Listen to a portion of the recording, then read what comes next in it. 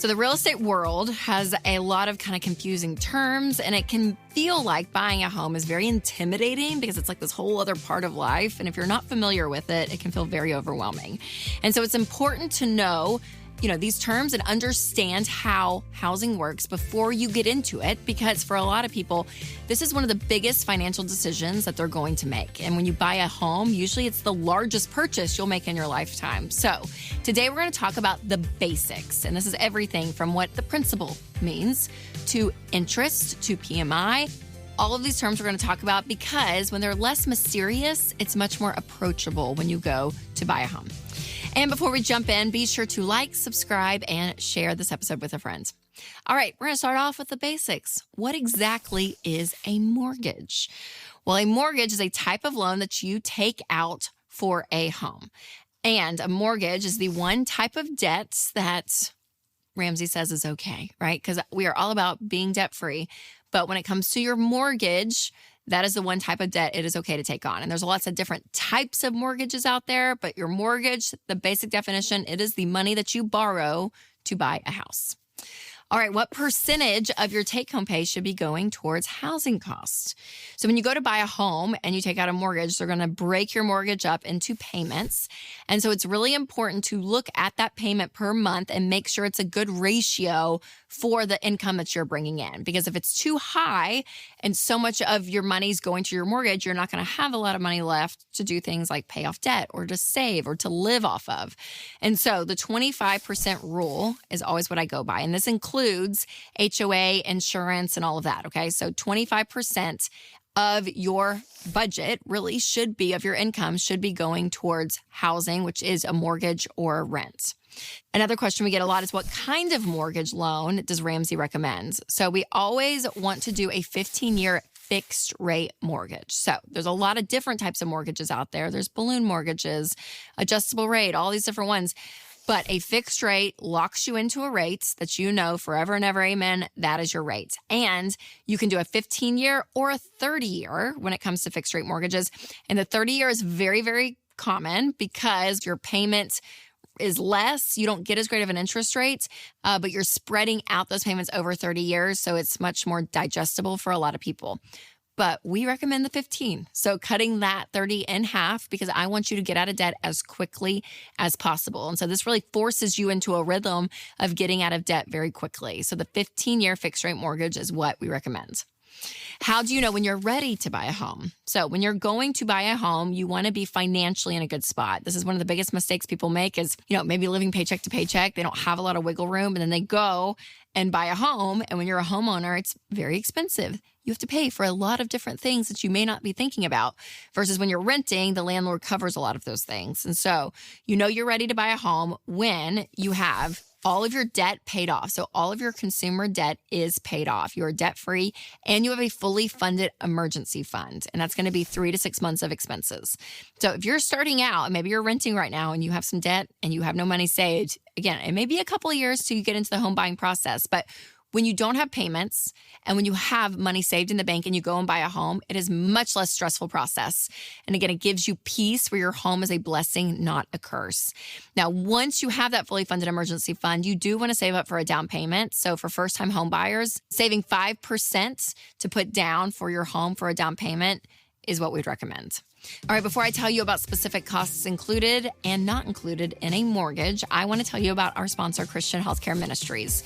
When you go against what society thinks is, quote, normal, it might feel weird at first, but that is okay because we want you to do things that are weird if that means you're doing things intentionally, including how you spend your healthcare dollars.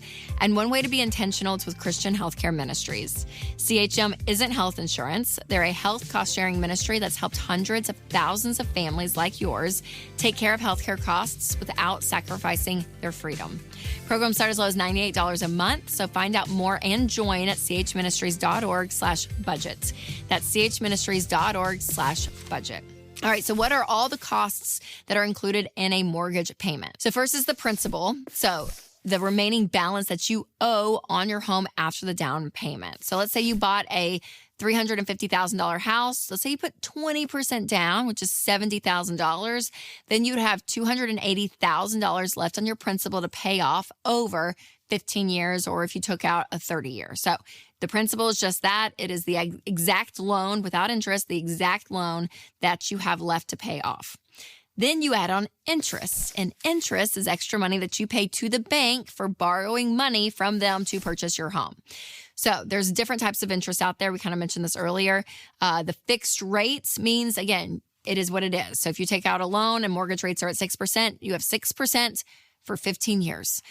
If you got in early in the market a few years ago, maybe your rate is like 3%, which is amazing. And it's a fixed rate. It's 3% regardless if rates go up. It is what you have. And again, there's the adjustable rate, which means it fluctuates and goes up and down. There's different types of loans in this. But again, the fixed rate is what you want. You do not want your rate going up and down. You want it fixed.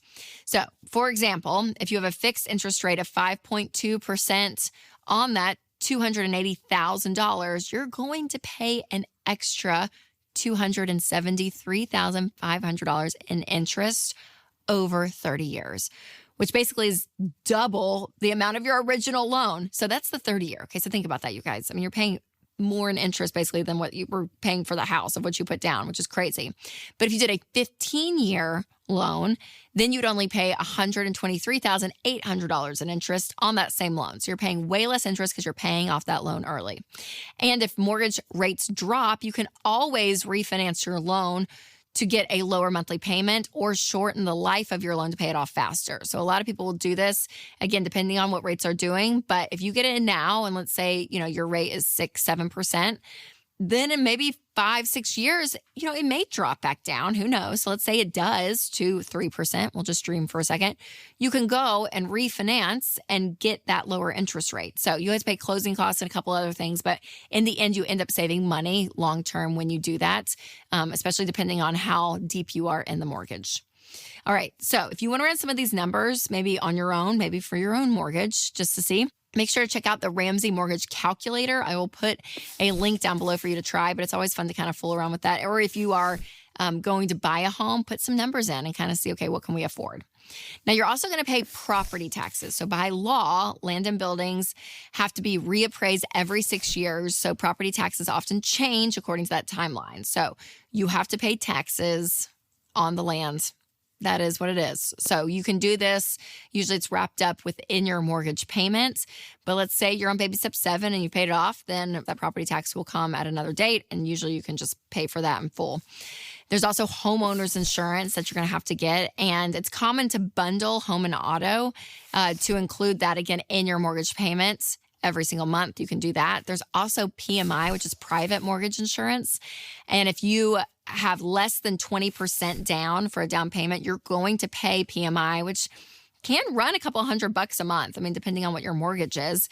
And so once you hit that 20% of the principal, then you don't have to pay that anymore. But this is basically insurance for the bank or for the mortgage company that you loaned the money from to make sure that they get their money. All right, here is what is not in a mortgage payment.